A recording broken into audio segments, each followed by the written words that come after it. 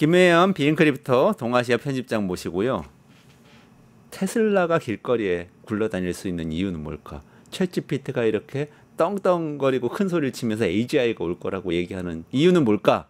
그것은 다 뒷돈 때문이다. 뭐 이런 얘기라고 그러는데 한번 말씀 들어보도록 하겠습니다. 김혜연 편집장님 어서 오세요. 안녕하세요. 안녕하십니까. 뒷돈이라는 게 뭐죠? 뒷돈, 검은 돈, 뒷돈.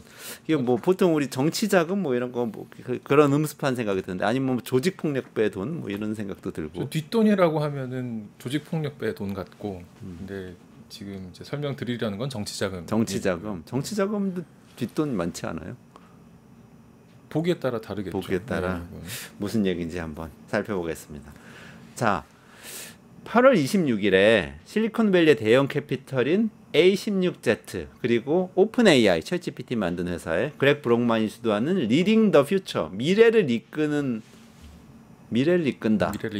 미래를 이끌다 이런 이름의 슈퍼팩이 출범했다고 하셨는데 슈퍼팩이 일단 뭔지 좀 설명을 해주셔야 되겠고 왜 이게 중요한 건지 좀 말씀을 해주시면 좋겠어요.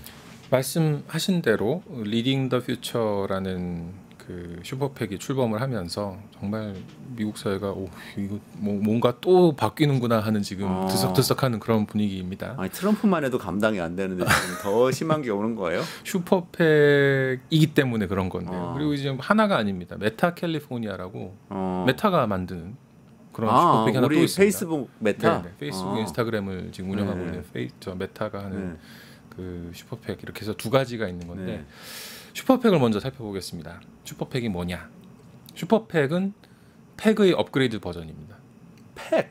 예. 일단 팩이 뭐예요? 근데 얼굴에 붙이는 건 아닐 거고. 화면을 팩이 보시면 크다는 거 슈퍼팩은 센 팩 뭐 이런 뜻이네요. 좀 더 강화된 팩이라는 뜻이죠. 팩이라는 게 Political Action Committee의 줄임말입니다. PAC.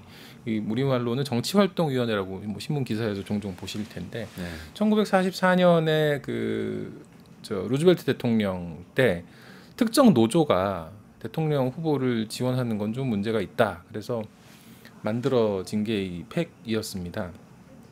단체를 만들어서 정치인이나 정당이나 법안에 대해서 직접적인 후원 활동을 하는 겁니다. 그러니까 특정 노조가 어떤 성향이 분명한 곳이 특정 정치인하고 결합됐을 때 문제점을 극복하기 위해서 어떤 한 단체를 거쳐서 가는 그런 구조를 만들게 된 거죠. 그 이재명 대선 후보 후원회 이런 거랑은 다른 거예요? 후원회랑 같다고 볼 수 있는데 일단 근데 팩까지는 이게 후원회랑 되게 비슷할 수도 있습니다. 그래서 이제 이것도 뭐 그 정치자금법에 의해서 규제를 받고 또 모금할 때 이 상한선도 있고 이게 또 법에 의해서 다 규제가 되는 그런 형태인데 그거는 어떻게 보면은 정치인을 어떤 사람들이 후원할 때 그냥 돈을 막 주면은 불투명하니까 누가 돈을 얼마나 주고 어떻게 조정하는지 모르니까 사실 양성화하려고 후원회라는 제도를 우리나라에서 만든 거잖아요. 우리는 그건 그렇죠. 다 회계 보고하고 하는 거잖아요.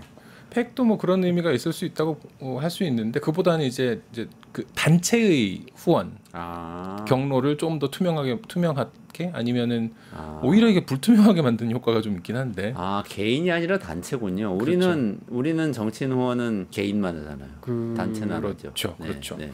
단체가 할 수는 없어요 법적으로. 맞습니다. 근데 이제 슈퍼팩으로 가게 되면은 그 상한선을 없애버렸습니다. 후원할 수 있는 금액의 상한선을 없앴는데 2010년에 연방대법원 판결 때문에 이렇게 된 건데 대신에 특정 후보의 또는 특정 정당의 특정 법안에 이렇게 직접 연계해서 직접 돈을 갖다 주는 건 안 됩니다. 이재명 캠프에 돈을 직접 갖다 주면서 무제한 갖다 줄 수는 없는 겁니다. 그럼 뭘 하느냐? 이 팩이 광고를 만드는 겁니다. 방송사든 신문사든 무슨 뭐 5개 광고든 이거 광고를 갖다가 집행하면서 나는 우리 팩은 특정 정치인을 지원한다, 특정 법안을 지원한다, 뭐 특정 정당을 지원한다 이런 식으로 공개적으로 얘기하는 건데 슈퍼팩이 2010년 이후에 이제 만들어지면서부터는 정말 이제 돈잔치가 된 거죠. 정치 광고를 엄청 하겠네요. 그러면. 그러니까 이게 그 자금 집행에 대해서 특정 정치인이나 정당하고 협의도 할 수 없고 그게 딱 연계되는 그런 거면 안 되는데 사실 뭐 하려면 할 수 있을 거 아닙니까 이게. 그렇죠. 슈퍼팩 모임이 있으면은 예를 들어서 트럼프 대통령 같은 경우는 예전 첫 번째 일기 때 당선됐을 때 슈퍼팩 이름 중에는 마가라는 슈퍼팩이 있었습니다. 네, 네. 그럼 뭐 너무 노골적이잖아요. 네, 그리고 완전 트럼프 슈퍼팩이라는 이미지. 당내 경선 후보 토론회가 있는데 트럼프는 거기 안 가고 슈퍼팩 그 일정이 이렇게 생겨가지고 거기 갔어요.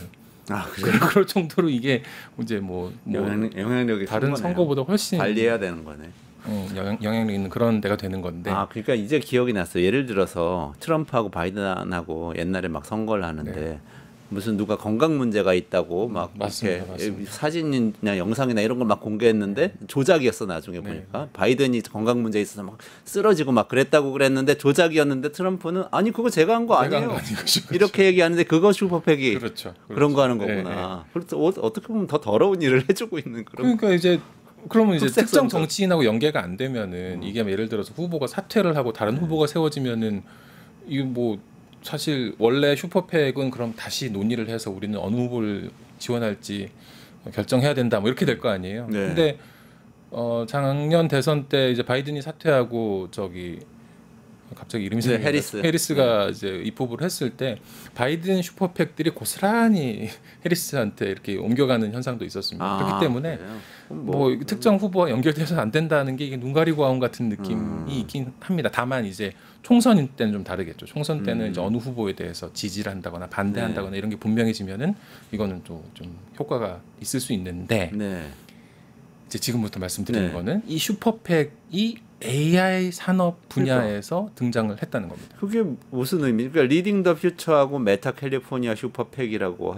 하셨는데 이들은 그럼 뭐 트럼프를 지지하는 건지 뭐 아니면 뭐 새로운 다른 정치인을 지지하는 건지 뭔가가 있을 거 아닙니까? 맞습니다. AI 산업 육성을 지지한다고 하는 게 그래요? 맞겠죠. 그러니까 일단 리딩 더 퓨처에 대해서 좀 더 자세히 살펴보면요. 제가 띄워드린 지금 화면이 있는데 실리콘밸리의 그 AI 업계 리더들 그리고 투자자들이 설립을 해서 미국 시각으로 그저께 발표를 했습니다. 벤처 캐피탈 A16Z 안드레슨 호로위츠하고 오픈 AI의 사장, 그다음에 퍼플렉시티 공동 창업자 같은 사람들이 후원자입니다. 팩은 후원자겠죠. 그리고 AI와 관련해서 엄격한 규제에는 반대를 하고 AI 혁신의 우호적인 정책을 지지한 후보를 지원하겠다. 이게 내년 중간선거 2026년 중간선거 때까지 이제 뭘 하겠다는 그런 얘기들인데 미국이 이제 AI 혁신 개발 거버넌스에서 세계를 선도하고 특히 중국과의 기술 패권 경쟁에서 우위를 유지하는 게 목표고 당파를 초월해서 민주당이든 공화당이든 상관없고 느슨한 규제를 지지하는 후보들은 지원할 거고 선거에도 영향을 줄 거다. 우리는 명확하게 선거에 영향을 줄 거다 이렇게 선언을 했습니다. 그러면서 지금 자금을 확보했다고 밝힌 액수가 1억 달러. 1억 달러가 넘는다고. 1,400억 원이잖아요. 우리나라 신문사 중에서 그 광고 수입이 1,400억 원 안 되는 데가 대부분일 것 같은데 한 개 회사 전체가. 근데 하나의 광고주가 지금 1,400억 원 쓰겠다는 그래서 거다. 지금 초기 활동 지역으로 꼽은 데가 뉴욕, 캘리포니아, 일리노이, 오하이오 뭐 이 의미가 있는데 이건 나중에 좀 짚어보겠습니다. 그럼 이제 다시 또 하나의 그 슈퍼팩이 있었죠. 메타 캘리포니아라고. 여기는 메타가 만들었습니다. 사실상 메타가 만든 슈퍼팩인데 이름도 메타 캘리포니아입니다. 다만 이제 이름에 이제 의미는 부여는 했어요. 그 모빌라이징 이코노믹 트랜스포메이션 어크로스 캘리포니아 전역에 걸쳐서 경제 전환을 이제 추동하겠다 이런. 근데 메타랑 기업이 직접 돈을 내는 거예요 여기에? 뭐 그렇게 얘기를 하는 거죠. 메타가 수천만 달러를 지출할 계획이라고 하고 있고 뭐 취지는 똑같습니다. AI 관련해서 느슨한 규제를 지지하는 후보에 대해서 우리는 지원할 거고 그런 정책에 대해서 지원할 거고 우리는 대신에 캘리포니아 안에서 이걸 하겠다. 회사가 있는 캘리포니아 안에서 하겠다라고 지금 밝히고 있는 상황입니다. 여기에 메타의 공공정책 부사장인 브라이언 라이스라는 사람이 직접 참여해서 이걸 이끌겠다고 밝혔고요. 그러면은 자체 팩이 있는 거지 않습니까? 그러면은 이제 외부 단체 안 건치고 바로 어떤 정책에 대해서 후원을 한다든지 정치인 후보에 대해서 지원을 한다든지 정당에 대해서 후원을 한다든지 또는 반대 운동, 낙선 운동을 한다든지 이게 가능해지는 거죠. 그래서 내년 그 주지사 선거 때도 개입할 수 있다는 그런 가능성을 좀 열어놓고 약간 그런 상황입니다. 근데 이거 우리나라하고 환경이 굉장히 다르긴 하네요. 다르죠. 예를 들어서 우리나라 삼성에서 저희가 후원회를 1,000억 원짜리 하나 만들어 가지고요. 다음 국회의원 총선 때 또 뭐 도지사 선거, 시장 선거 때 그 삼성하고 관련된 우호적인 정책 펴는 분들 적극적으로 지지 광고하겠습니다. 이렇게 나오는 거는 우리 물론 이제 근데 그 표를 결국 던지는 건 유권자들이기 때문에 유권자들한테 얼마나 효율적으로 뭐 광고를 하고 홍보를 하고 하느냐 그 문제이긴 한데 뭐 돈이 상당 부분을 결정할 수는 있겠습니다만 전부는 아니어야 되겠죠. 어쨌든 네. 슈퍼팩은 그렇습니다. 근데 왜 이렇게 다들 돈을 슈퍼팩에 쓰기 시작하는 거예요? 이 AI 기업과 투자자들이네요. 네, 투자자들. 그러니까 그 벤처 캐피털 안드레슨 호로위츠 같은 경우에는 이제 AI 그 기업들, 뭐 스타트업도 있고 큰 기업도 있는데 그런데 굉장히 투자를 많이 했죠. 네.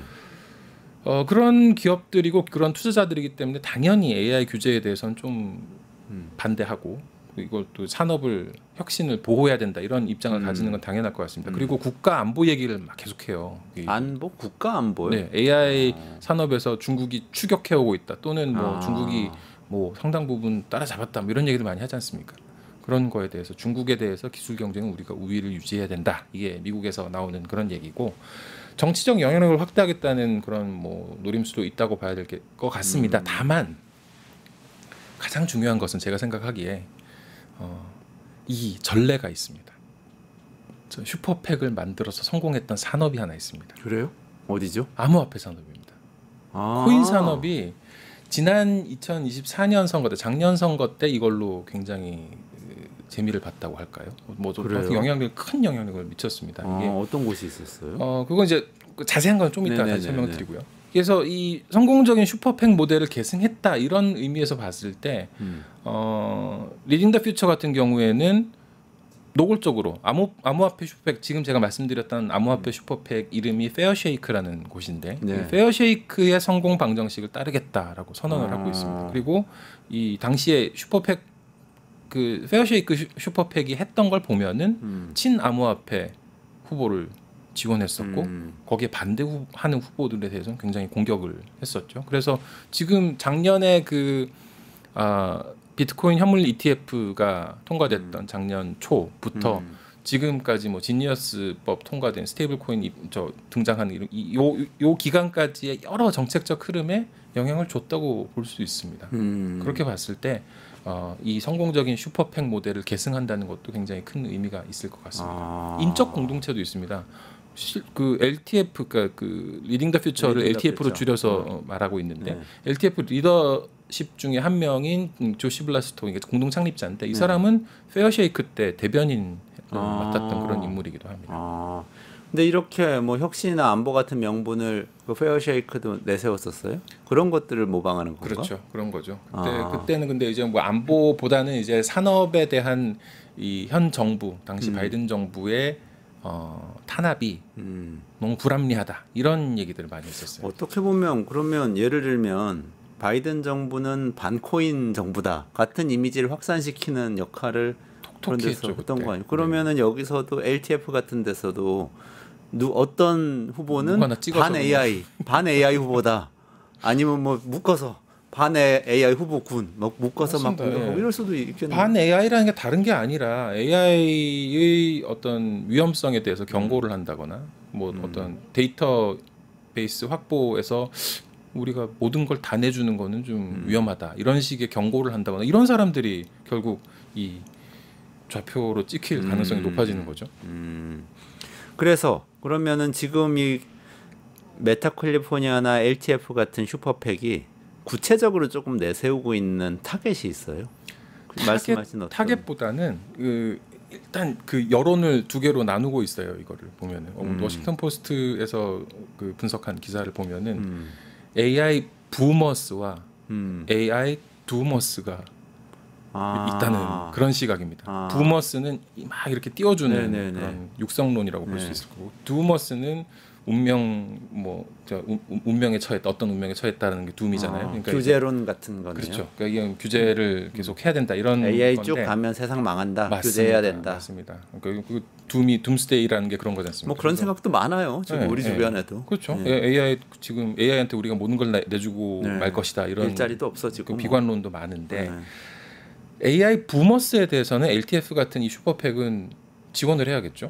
그리고 AI 두머스 이 규제론에 대해서는 방어를 해야 되는 거지 않습니까? 제가 지금 표를 하나 만들어서 보여드리고 있는데 데이터 센터 건설 같은 거 이게 대형 투자를 국가가 대형 투자를 해야 되는 그런 분야인데 여기에 대해서 두머스 규제론 쪽에서는 이거 여기 이 산업에만 이렇게 지원을 하는 게 맞냐 이런 얘기를 할 수 있잖아요. 그러면은 이거 뭐 선제적으로 이렇게 규제하는 거는 우리 산업의 성장 속도를 저하시키는 거고 성장을 위축시키는 거다 이렇게 주장하면서 반대를 한다는 거고 미국이 중국을 이겨야 된다 이렇게 얘기를 하면서 강한 규제 이론은 정치적으로 약화를 시키려고 하겠죠. 그리고 좀 전에 말씀드렸던 학습 데이터의 접근성 같은 경우, 그러니까 여러 데이터를 갖다가 모두 학습하기 위해서 열어줘야 된다 이런 주장이 AI 육성론에서는 핵심적인 건데 그러면은 AI 규제론 쪽에서는 그거 어떻게 다 내주냐 그런 얘기를 할 때 그렇게 하면은 결국 우리 AI 산업이 더 많은 비용을 지출하게 된다. 모델 학습하려면은 그 데이터들이 필요한데 그거 훨씬 확보하는데 어려움을 겪게 되고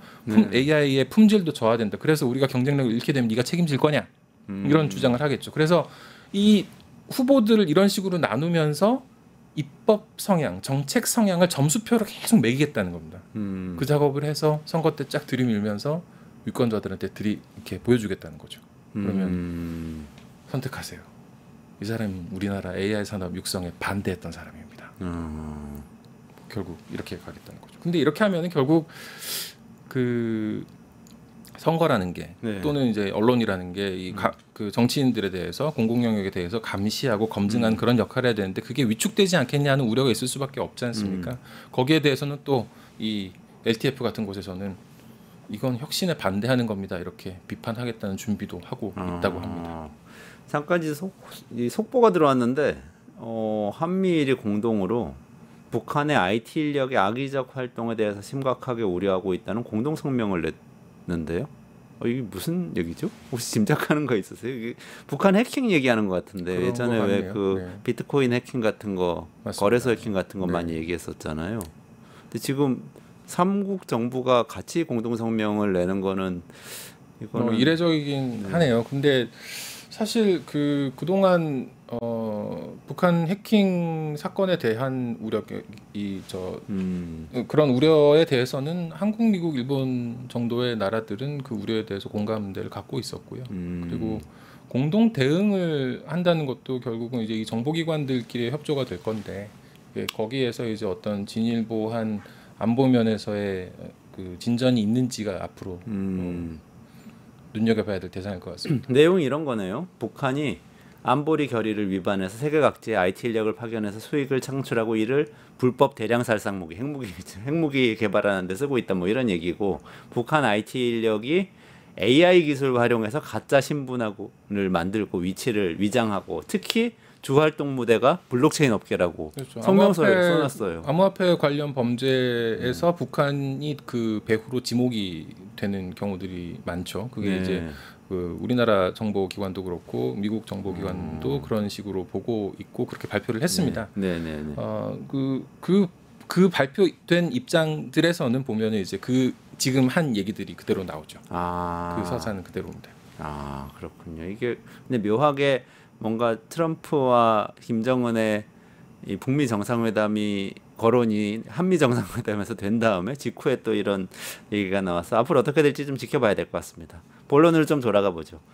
메타 캘리포니아 슈퍼팩 같은 경우에는 캘리포니아 주의회의 AI 규제 법안을 직접적으로 겨냥을 하고 있다 이런 그렇죠. 얘기도 있는데 아까 말씀하신 그 같은 맥락인가요? 네, 그렇습니다. 그러니까 결국 이 메타 캘리포니아 같은 경우에는 굉장히 적극적이라고 봐야 될 것 같아요. 그리고 저 AI 산업이 AI 기업들이 규칙 제정의 어떤 행위자로 나서겠다 이런 선언이지 않습니까? 규칙을 정해 놓은 거에 대해서 내가 규제 대상이 되는 게 아니라 규칙 행위의 행위자로 나서겠다 이런 선언으로 봐야 될 것 같습니다. 메타 캘리포니아 슈퍼팩에서 보면은 우리 회사의 이익에 반하는 캘리포니아의 규제는 우리가 막겠다라는 입장인 거고 그렇기 때문에 굉장히 고도로 계산된 어떤 직접적인 정치적 개입이라고 할 수 있겠죠. 그 더밀크라는 매체가 있죠. 더밀크에서 이제 이렇게 평가를 했던데 AI 산업이 정치적 논쟁의 대상에서 벗어나서 논쟁의 규칙을 제정하는 강력한 행위자로 전환됐음을 시사하는 시그널이다. 정확하게 이해가 안 되는데 정치적 논쟁의 대상이 아니라 논쟁의 규칙을 만드는 행위자가 됐다. 대상이 아니라 주체가 됐다. 그렇죠. 실제 보면은 정치 세력이 됐다 이런 얘기네요. 그렇죠, 간단하게 얘기하면. 그렇죠. 기업이 보통은 기업은 규제 대상이지 않습니까? 그렇죠. 근데 이제 그리고 가서 민원하는 거죠 정치인들한테. 그게 아니라 이거 좀 바꿔주세요. 근데 이제 이 저 선거 민주주의에서는 그게 표로 결정될 수 있는 거기 때문에 거기에 개입을 하겠다. 거기에 대해서 우리가 민주적 시스템을 이용해서 우리가 영향을 끼치겠다 이렇게 선언을 한 거라고 봐야 된다는 거죠. 과거에는 비영리 단체들 이나 정당이 하는 그렇죠. 일, 뭐 그런 것들을 직접 하겠다 이런 얘기. 거죠. 그래서 이 리딩 더 퓨처 같은 경우에도 마찬가지인데요. 그 리더십을 꾸리고 있는 두 공동 창립자를 보면은 정당 출신들이에요.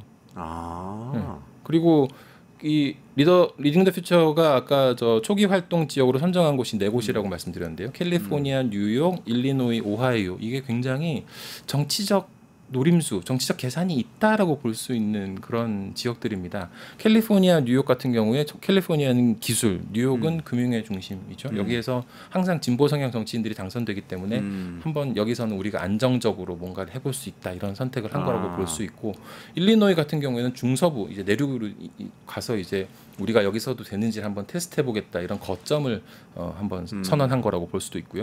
오하이오는 항상 이 스윙 스테이트지 않습니까? 이 어디가 될지 모르는 곳에서 이 러스트벨트 지역에서 우리가 블루칼라 노동자들을 AI 산업이 소외시키는 게 아니라 블루칼라 노동자한테도 우리가 이로운 기술이라는 거를 입증하겠다 이런 어떤 뭐 정치적 의미가 있다고 해석을 할 수도 있을 것 같습니다. 그런데 이들은 이 AI 슈퍼팩들은 친 트럼프예요, 반 트럼프예요? 따져보면 어떻게 될까?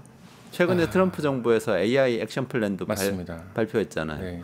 그런 관계를 한번 생각해 보면 그거랑 딱 맞아 떨어지죠, 사실. AI 액션 플랜 친 트럼프인 거예요. AI 액션 플랜 같은 경우에는 7월 23일에 발표를 했었습니다. 그때 AI 패권 장악은 협상 불가의 과제다 이런 얘기를 했었는데, 그러면서 얘기했던 게 혁신을 저해하는 규제는 철폐하겠다. 이게 트럼프 행정부의 입장이었거든요. 지금 슈퍼팩들하고 입장이 동일하다고 볼 수 있죠.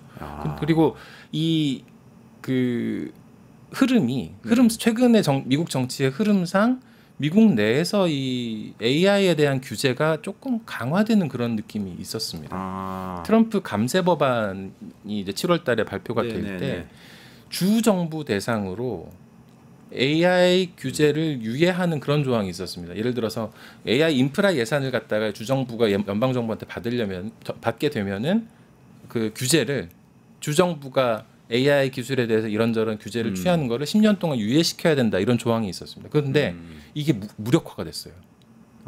상원에서 공화당 의원이 공화당 소속 상원 의원이 딥페이크 같은 거를 우리가 막기로 이런저런 제도를 만들어 놨는데 이렇게 해가지고 10년 유예되면은 이건 좀 문제가 있는 거 아니냐라면서 여기에 대해서 수정안을 제출을 했고 이게 상원을 통과를 했거든요. 그러니까 이 AI 기업들 입장에서는 아이고 이거 가만히 있으면 이거 정말 우리가 아무것도 못할 수 있겠구나라는 그런 위기감을 느꼈다고 볼 수 있겠죠. 그런 면에서 봤을 땐 지금 주신 질문에서 트럼프 정부랑은 보조를 맞추고 있다고 볼 수도 있을 것 같습니다. 공화당 내부에 말하자면 AI 두모가 있었던 거네요. 있었던 거죠. AI 규제론자 이 사람들 입장에서 그럼 이 사람들은 이제 이 슈퍼팩들은 그 주에 가서 낙선 운동을 할 가능성이 있죠. 근데 지금 백악관은 어쨌든 지능론자 쪽인 것 같고 그러면 백악관하고 보조를 맞추면서 공화당이든 민주당이든 의회를 이렇게 제압하면서 친 AI 기업적인 정책이 통과되도록 한다. 맞습니다. 지금 이런 방향이네요. 그럼 뭐 영향력이 굉장히 클 것 같은데, 근데 저는 또 이런 생각도 드는데요. 이게 페어쉐이크 성공했다고 했잖아요. 블록체인에서. 그래서 사실은 바이든 정부는 반코인 정부로 완전히 반크립토 정부로 규정되고 그때 거치면서 그렇게 됐죠. 근데 트럼프가 또 기회를 딱 잡아가지고 그거는 저번에 설명해 주셨잖아요. 친코인 정치인으로 딱 서서 지지자들 흡수하고 이렇게 했잖아요. 근데 코인은 투자자들이 있잖아요, 이렇게 그룹이. 근데 AI는 사실 사용자들은 많이 있지만 실제 AI 산업 발전하고 이해관계를 같이 하는 사람들은 기업가들 뿐이잖아요. 걱정하는 사람이 많죠, 근데.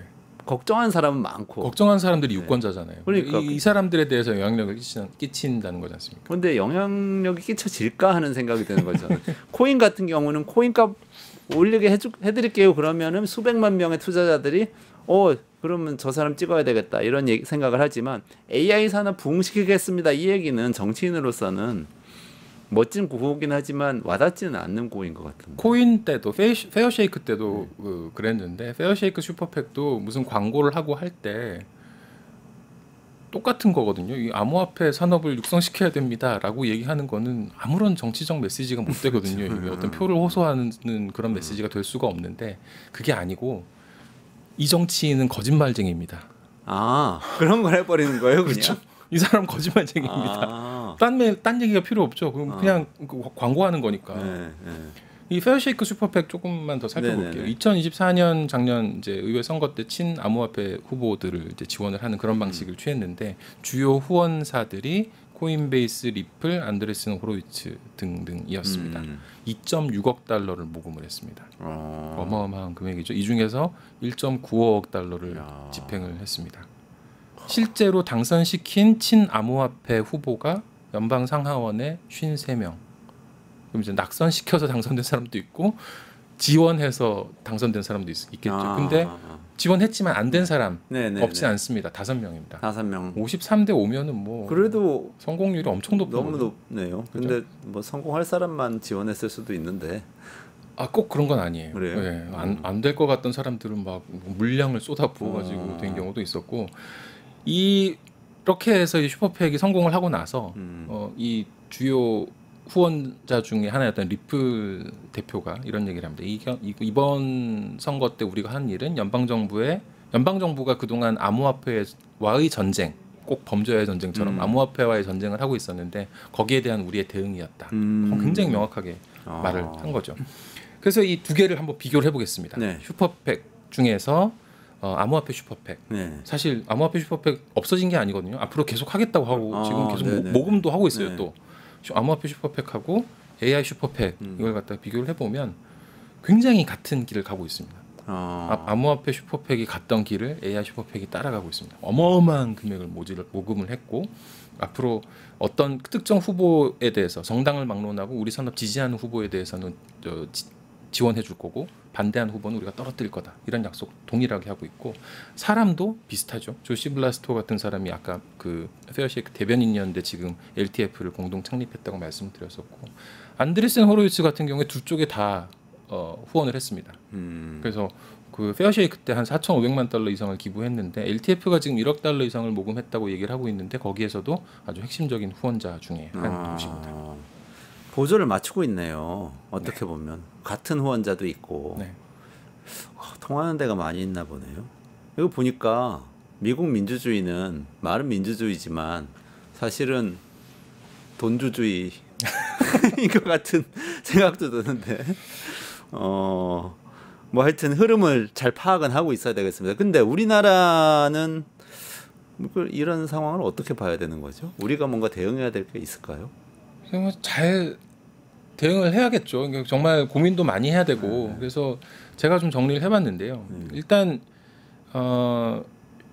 AI 슈퍼팩이 성공을 할 가능성이 높다라고 봐야 될 것 같고 그렇게 본다면은 미국에서 이 혁신 우선이라는 어떤 그런 가치 규범이 확산할 가능성이 높아지겠죠. 그렇게 되면은 미국은 AI 개발 투자를 하기 굉장히 매력적인 굉장히 좋은 지역이 될 수 있죠. 그러면 일종의 그 유럽 같은 데는 지금 규제를 막 만들고 있는데 그런 데에 비하면은 미국은 AI 사업을 하기는 좋은 환경을 가진 그런 일종의 피난처가 될 수도 있을 것 같습니다. 그리고 미국이 기술 동맹 그리고 중국에 대한 기술 수출 통제 이런 걸 갖다가 계속 강조할 가능성이 높겠죠. 아무래도 지금 정책은 그렇게 갈 가능성이 높으니까 그러면은 이 국가안보 기술 패권 경쟁이 심화가 될 건데 결국 이렇게 되면 우리나라 같은 곳에서는 미국을 일종의 글로벌 진출 기지로 활용하는 그런 기회도 열릴 수 있을 거라고 생각이 들고요. 그렇게 되면은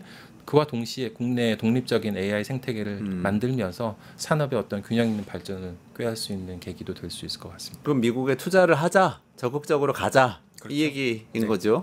잘 활용하자. 투자를 뭐 꼭 하는 것도 있지만은 투자를 지금 트럼프 때문에 뭐 억지 춘향처럼 하는 그런 인상을 받고 계신 분들이 많은데 이게 또 다른 기회가 될 수도 있다는 것도 한번 생각해 보실 필요가 있을 것 같습니다. 교재 없는 미국에서 잘 성공 한번 해본 다음에 그렇죠. 그거 들고 다른 교재 있는데도 진출도 유럽도 맞습니다. 진출해보고 뭐 결국엔 중국도 진출해보고 이렇게 한번 만들어보면 어떠냐 그런 전략이신 거네. 네.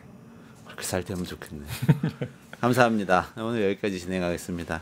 김혜연 비인크립토 동아시아 편집장하고 같이 거의 오늘 충격적인 얘기 두 가지인데 하여튼 미국 민주주의는 돈주주의다. AI 쓰나미 몰려온다. 이 얘기 지금 해주셨는데 앞에서 이정환 슬로우뉴스 대표가 또 현대차 사람이 일하는 현대차 울산 공장 문 닫고 미국의 로봇이 일하는 공장 새로 만든다. 이 얘기 해줬거든요. 노란봉투법 통과되니까 로봇 주식이 올라가잖아요. 맞아요.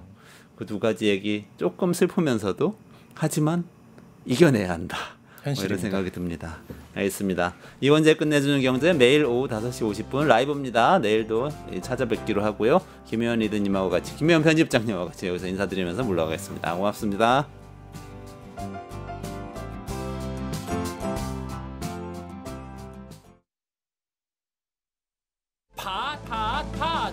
증권봉합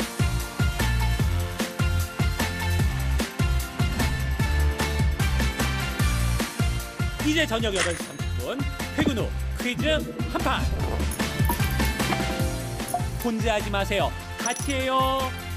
매일 저녁 8시 30분 많은 참여 바랍니다.